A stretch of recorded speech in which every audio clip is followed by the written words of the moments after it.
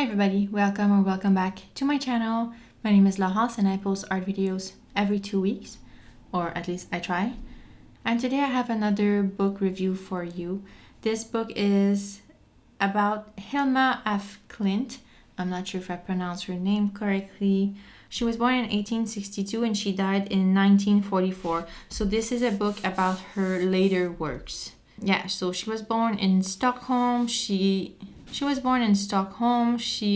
studied at the Royal Academy of Fine Arts there, graduated in 1887, and she was a respected artist in Stockholm. At a young age, she became involved in spiritualism, and she was very interested in all different types of groups, and I don't know anything about that.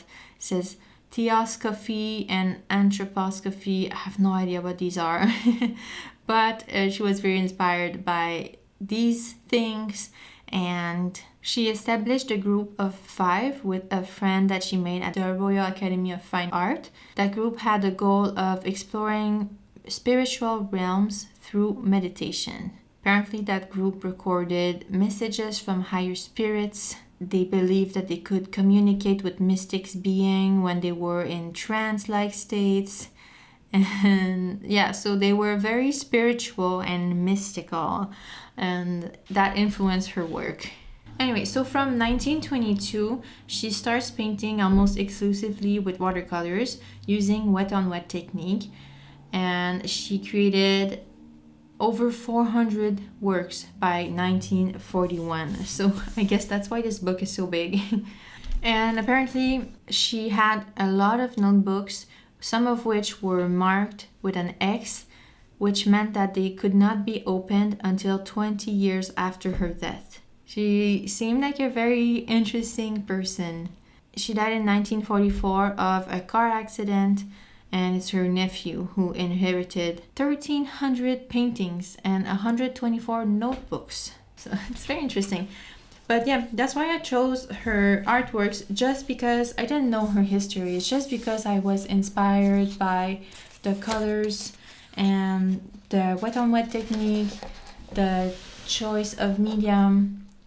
You know, for me, watercolor is my favorite medium, so I was excited to, I don't know, I thought it would be inspiring for me to have a look at this book from time to time. The paintings in this catalog are in order of completion. Some of them had titles or notes on the back or in the margins of the works, but some of them had nothing, so it was sometimes hard to know which orientations they were in. So I think the authors took some liberties with that. I had no choice. So this is a catalog. So as you can see, this is very good quality paper, very sturdy. I like her color choices. It's a bit difficult to know exactly what she was exploring, but you can see some common themes. Here it says the sea's aura. What does it mean? I don't know. I would watch a documentary on her. I don't know if it exists, but I sure would, because she seemed like a very special person.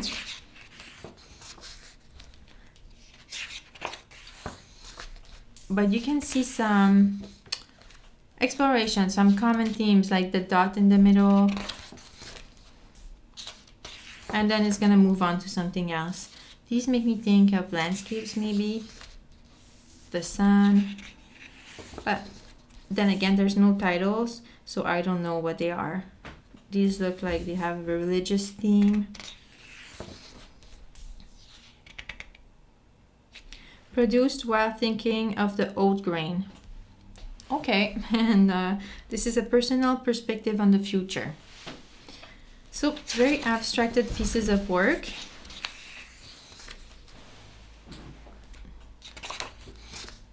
Oh, we can see a beautiful poppy flower, at least that's what I see. I think these are flowers because this is honeysuckle species. On observing mallow, on observing the birch, produced while observing a vividly orange marigold. So I think she was inspired by flowers and trees, which makes sense with what we know of her interest with nature and botany on observing the chestnut. I don't know, but I just found them very interesting. I like to see the granulation of the paints. So I thought maybe I could go in my sketchbook after this and just play around a little bit with the wet on wet technique. Maybe I could observe one of the plants that I have and just do something. And then we have the gold and silver series. Designation of silver. Oh, that's it. Watercolor series.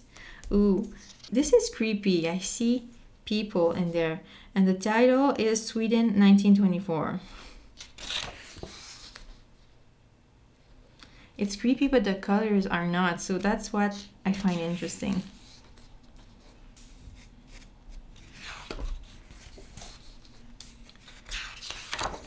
I'm gonna skip a bit of pages. Oh, now we seem to be back in the religious themes. So yeah, I like that you see glimpses. You can recognize some glimpses of stuff here and there, but other times you just can't recognize anything. Oh, this looks like a phoenix or something. Yeah, you can see some profiles, some people. So I don't know what this is. But I can see now the mystical inspiration, because all of this looks like it's from another world, or it's like a portal to another world, or you know, you get the inspiration.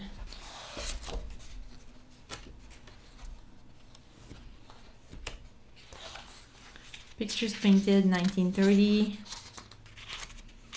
I like to see how the color palette evolves. Here we have a clear subject, which is pretty rare for her, at least for this watercolor series.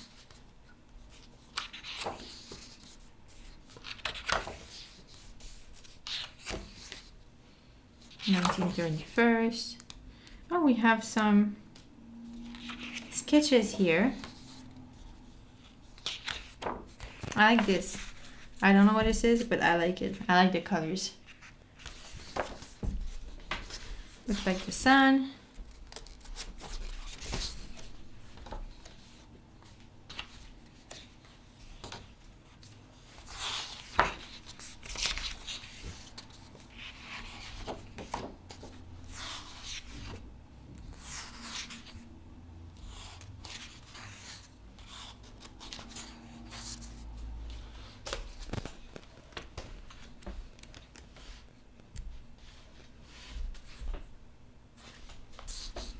This is nice. We see a lot of transparency, and I really like seeing that. I think it's a bit different and it adds a lot of movement. Oh, that's nice. Looks like a stormy sea, or there's something going on. Something's happening with these paintings.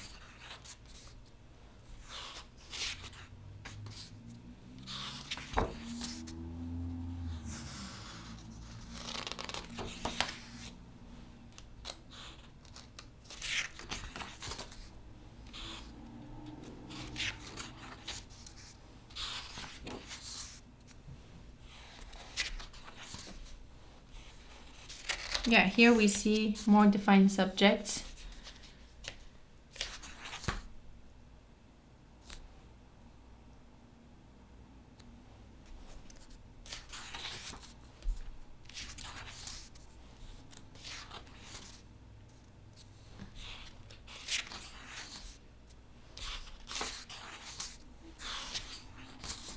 So this is not the style of painting that I'm doing either, but I thought it was nice to see. I like seeing different styles, different artists, see what they do. I feel like I'm discovering a whole new world. I have no idea where her mind was when she created this. I feel like it's something I can't access. My mind cannot go to these places, but it's nice to see the full body of work of an artist in a specific era. It's very exciting to see. I like this. And there's things I can take inspiration from anything, even if it's not my personal style. I can always get inspired. And yeah, so I think that this is not, it's kind of a coffee table book, but it's quite big for a coffee table book, but also at the same time, I think you need to have a special kind of appreciation for art maybe to want this book. Or you need to be someone, if you're an artist, I think you understand the appeal.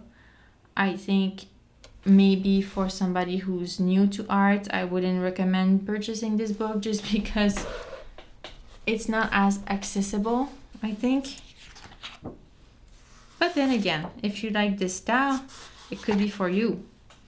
But I think as an artist, you can understand that even if it's not your style or your type of subjects, there's something to gain anyways. But yeah. So for me, I got it for the inspiration. And just for the fun of discovering somebody new.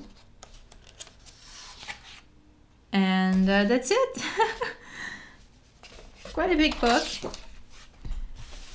The cover and like the back is like a cloth. I don't know what it's made of, but it's it is very nice. Just a very nice feel. So yeah, let me know what you think. Let me know if you've heard of her before. Maybe it's just me who's uneducated. It could be, you know, we never know.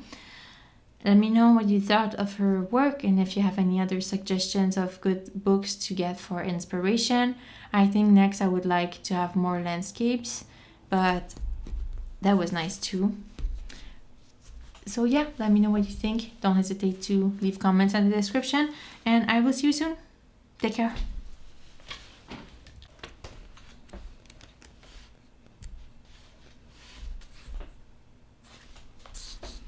This is nice. We see a lot of transparency,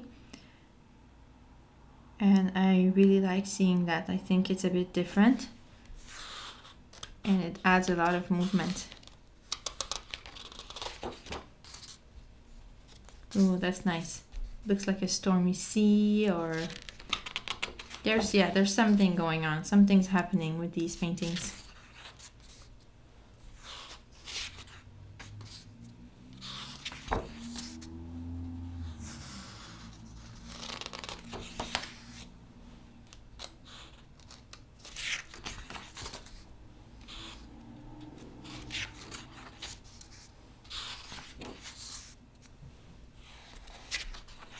Yeah, here we see more defined subjects.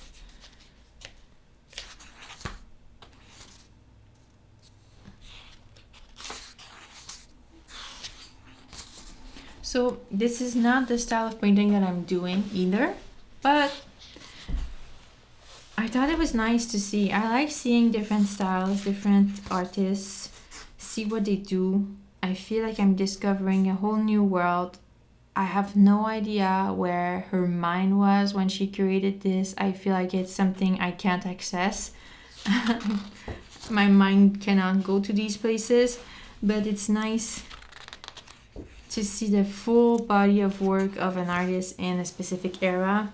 It's very exciting to see. I like this. And there's things I can take inspiration from anything, even if it's not my personal style. I can always get inspired. And yeah, so I think that this is not, it's kind of a coffee table book, but it's quite big for a coffee table book. Also at the same time, I think you need to have a special kind of appreciation for art maybe to want this book, or you need to be someone, if you're an artist, I think you understand the appeal.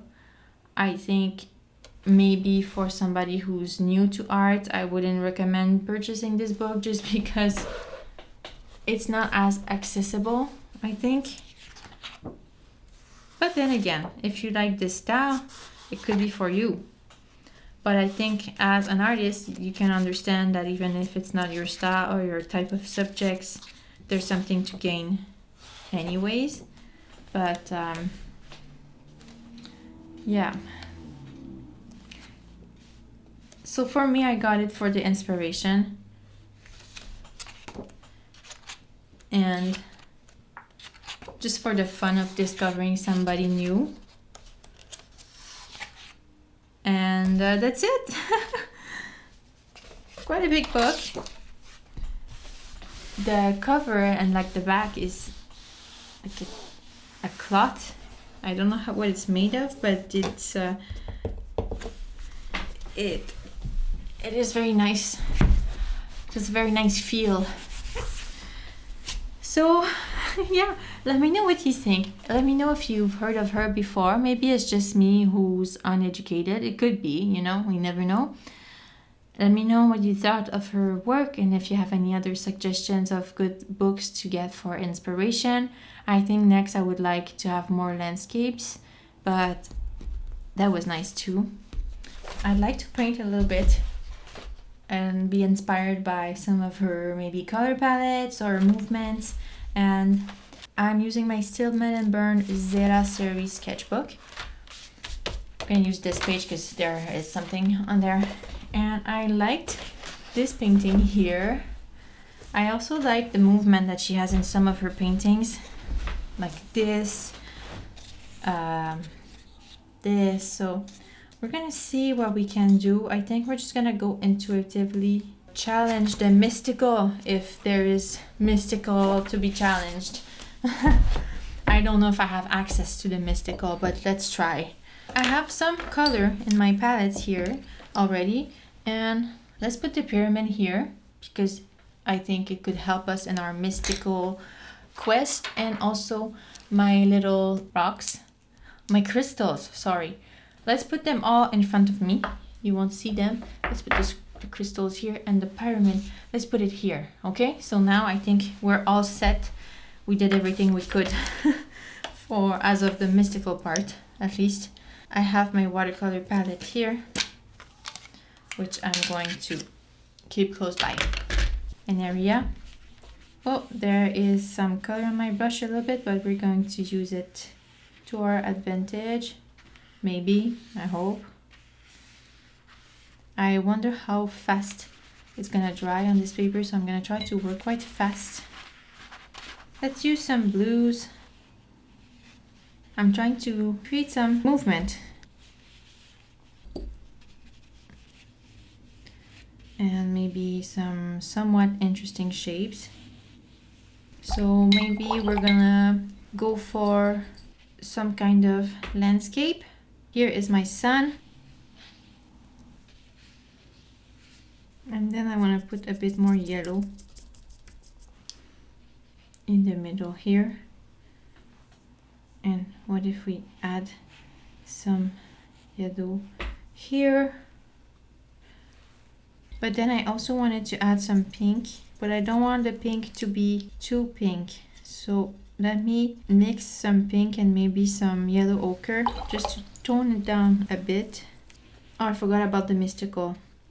Let's say we're receiving messages from, I don't know, an entity. Maybe for me it would probably be related to cats. So maybe like the ultimate cat spirit. I think this is what makes the most sense with me.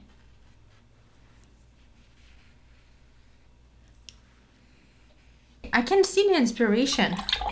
I like that pink that I created, that kind of muted pink. So let's just put some more of it and fill out these little white areas that I left.